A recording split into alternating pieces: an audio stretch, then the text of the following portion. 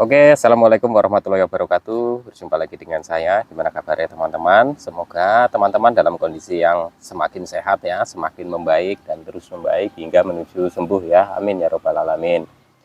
Oke, untuk kesempatan kali ini saya masih berbagi lagi ya seputaran gangguan asam lambung, GERD, dan anxiety yang ini murni berdasarkan pengalaman yang pernah saya alami ya teman-teman ya. Dan untuk kesempatan kali ini saya mau mencoba menjawab pertanyaan dari teman-teman yang ada di kolom komentar video saya. Karena banyak sekali pertanyaan dari teman-teman yang belum saya jawab ya. Dimulai dari akunnya Rosna Dewi ya teman-teman ya. Tapi sebelumnya saya sampaikan saya bukanlah dokter, saya bukan ahli medis, bukan ahli hipnoterapi, bukan ahli herbal maupun obat-obatan lainnya ya. Saya hanya orang yang pernah menderita gangguan asam lambung, GERD, dan anxiety. Jadi apa yang akan saya bagikan di sini adalah yang murni berdasarkan pengalaman yang pernah saya alami ya teman-teman ya. Langsung saja untuk menyingkat durasi ya. Pertanyaan pertama dari akunnya Rosna Dewi. Apa pernah Mas perut penuh angin selalu di bagian kanan terus sampai ke pinggang? Pernah ya. Jadi untuk apa namanya terasa penuh ya. Jadi kayak semacam kayak ada anginnya gitu ya yang sering terasa ya. Kadang di kanan, kadang di kiri gitu ya teman-teman ya. Itu kalau di bawah tiduran itu biasanya lebih kerasa lagi ya. Kerasa itu bunyinya kerucuk-kerucuk ya teman-teman ya. Kerucuk-kerucuk, kerucuk-kerucuk kayak orang lapar begitu ya teman-teman ya. Tapi teman-teman nggak usah panik ya. Itu kondisi yang menurut saya itu wajar ya untuk penderita asam lambung ya seperti ini ya. Karena saya dulu juga merasakan itu juga hilang timbul ya teman-teman, hilang timbul. Jadi ketika saya itu terasa ngap itu, terasa begah itu di bagian perut gitu ya, di bagian bawah ya. Di bagian bawah ini kayak seperti kayak apa banyak anginnya gitu, terus perut juga terasa kaku ya. Belum lagi nanti pinggang itu terasa kayak ngilu-ngilu ya teman-teman, nggak nyaman gitu ya. Saya merasakan seperti itu ya. Itu ya menurut saya itu sih ya wajar ya, karena memang kita juga kan pencernaannya belum uh, pulih total gitu ya. Jadi ya kadang kita merasakan hal seperti itu wajar, jangan dicemaskan ya, jangan terlalu cemas ya teman-teman ya. Karena memang untuk gas yang ada di lambung kita gitu ya, itu kan suka kadang banyak gitu ya teman-teman, asam lambung kita tinggi, terus gasnya juga banyak, dan biasanya itu akan terjadi sensasi seperti itu. Tapi biasanya kalau kita sudah buang angin gitu ya teman-teman, itu biasanya akan lebih lega. Nah, pinggang terasa ngilu, terasa sakit karena memang pergerakan kita itu masih terbatas ya teman-teman ya. Kita masih terbatas, jadi kurang lentur gitu ya. Terus mungkin kita juga bisa saja karena kekurangan minum air bening ya teman-teman, itu juga bisa jadi ya teman-teman ya. Jadi kalau tanya ke saya pernah merasakan seperti itu, saya pernah ya teman-teman ya. Insya Allah nanti juga teman-teman kalau kondisi pencernaannya sudah semakin membaik ya, sudah pulih ya, insya Allah yang seperti ini juga nanti akan hilang kok ya, dan cemas ya. Oke, tetap semangat. Langsung lagi dari akunnya Zidan Jordan. Assalamualaikum Mas Sultan. Waalaikumsalam. Apakah Mas Sultan dulu pernah ngalamin pikiran terasa ngeblank sama kepala terasa penuh gitu, terus suka pusing setiap harinya? Mohon penjelasannya. Ya pernah ya. Kepala pusing, pikiran ngeblank itu hampir setiap hari ya teman-teman ya. Bahkan ketika saya sudah merasakan sudah mulai membaik pun itu masih kadang merasakan seperti itu ya teman-teman ya. Jadi belum bisa fokus gitu ya. Dan itu teman-teman nggak usah panik ya, nggak usah cemas. Nanti seiring berjalannya waktu teman-teman juga akan kembali normal lagi ya. Nanti kondisi asam lambung, GERD-nya, anxiety-nya itu sudah mulai membaik, insya Allah juga gangguan seperti itu akan mulai membaik juga ya teman-teman ya. Jadi untuk kepala terasa penuh gitu ya, itu nanti juga akan membaik kok teman-teman ya. Itu karena memang kita itu kan pikirannya itu terlalu tegang ya, terlalu tegang, memikirkan sensasi-sensasi, memikirkan masalah-masalah yang mungkin teman-teman punya masalah gitu ya, atau beban pikiran terlalu berat ya teman-teman, itu bisa jadi seperti itu ya. Jadi ketika kita sedang ngobrol pun ya, atau sedang berbicara dengan teman kita atau dengan keluarga kita, tiba-tiba apa yang kita pikirkan, kita mau obrolkan, itu tiba-tiba itu ngeblank ya, kita lupa semuanya. Itu wajar ya teman-teman. Nanti kondisi semakin membaik, nanti itu akan normal lagi kok. Jangan cemas ya, jangan panik ya teman-teman ya. Insya Allah juga nanti juga akan membaik ya teman-teman ya. sabar saja ya, ikutin prosesnya ya, 3P terus jalankan dengan konsisten ya teman-teman ya. Semangat ya, langsung lanjut lagi ya. Mas, kenapa yang aku suka berpikiran lebih tentang kematian, selalu ketakutan kalau lihat orang tua saudara suka berpikiran aneh seperti kematian, Mas, seperti aku putus asa hidup. Jangan putus asa dong, tetap semangat ya. Insya Allah nanti juga akan membaik kok. Jalani 3P secara konsisten ya teman-teman ya. Kita nggak usah terlalu banyak pikiran ya. Kita sederhanakan pikiran ya. Kita fokus saja dulu satu persatu ya. Kalau teman-teman masih menghadapi gangguan ini, kita fokus kepada penyembuhan gangguan ini ya. Kalau teman-teman belum periksa ke dokter, periksakan dulu ya supaya jelas ya apa yang sedang kita alami. Jadi teman-teman itu nggak bertanya-tanya sebenarnya saya kenapa, sebenarnya saya itu ada apa sih dengan saya. Kalau pikiran-pikiran seperti itu ya, itu termasuk overthinking. Coba dilatih ya, kita lebih pasrahkan diri saja. Namanya apa namanya, kita berpikiran apa namanya, takut mati, takut mati, takut mati ya. Menurut saya itu kalau selalunya kita pikir setiap hari ya, bagaimana kita itu menjalani hidup ya teman-teman ya.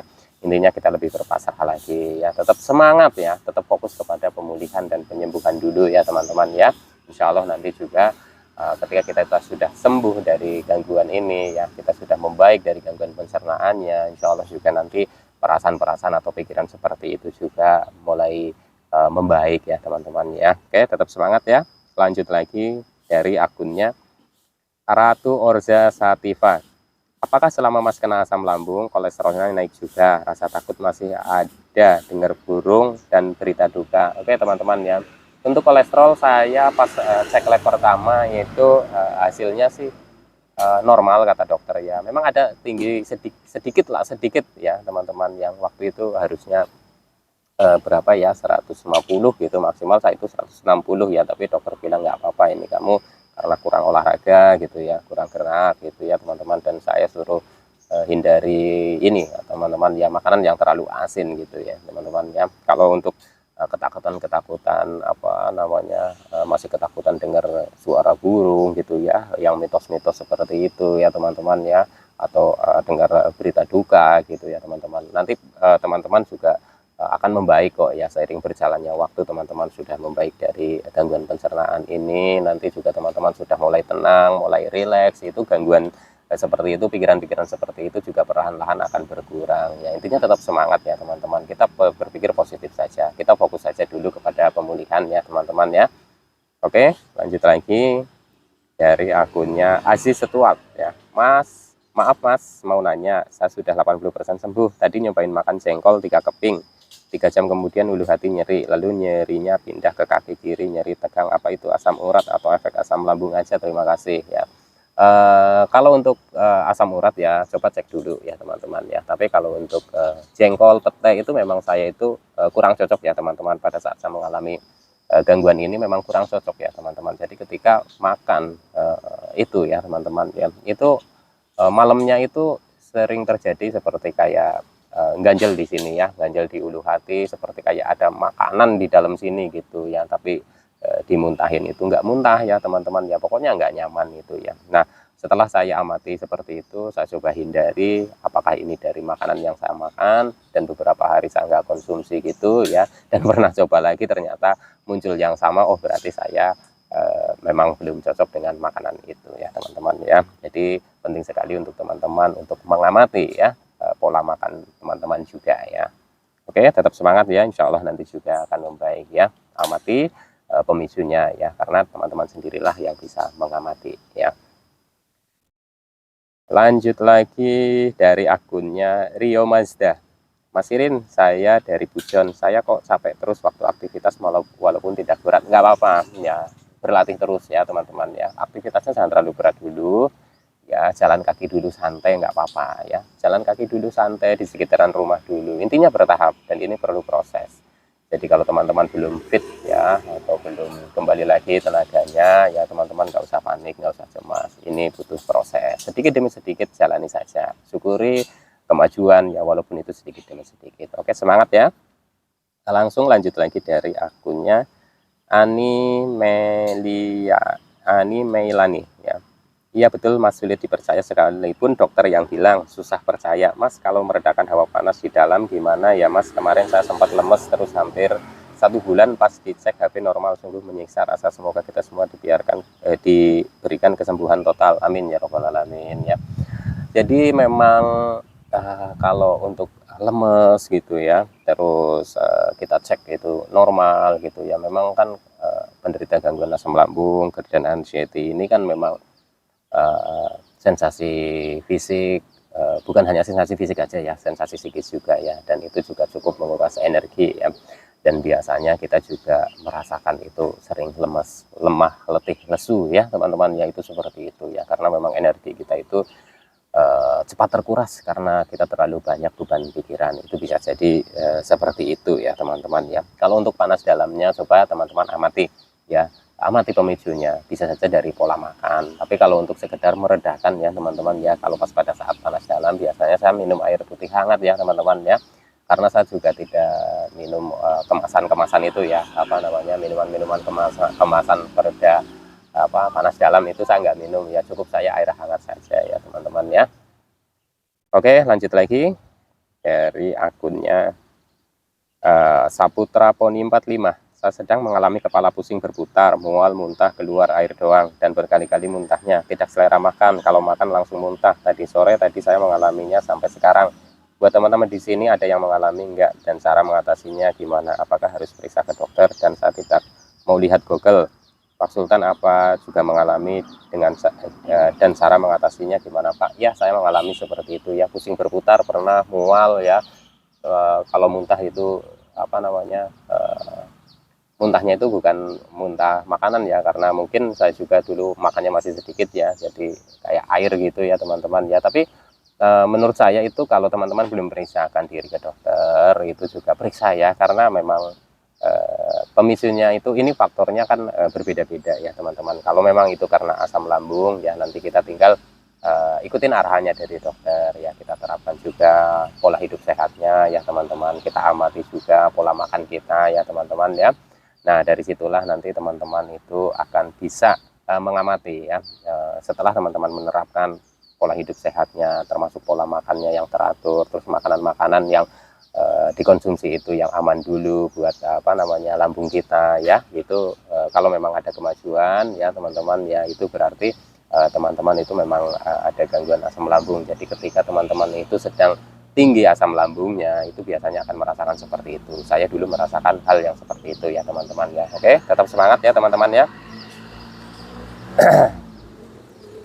Dari akunnya Nike CC ya, gimana cara ngatasin sesak napas pendek Mas gitu ya. Jadi ketika kita itu asam lambung sedang tinggi ya, biasanya dada itu panas atau mengganjal, kita sering sesak napas ya teman-teman ya.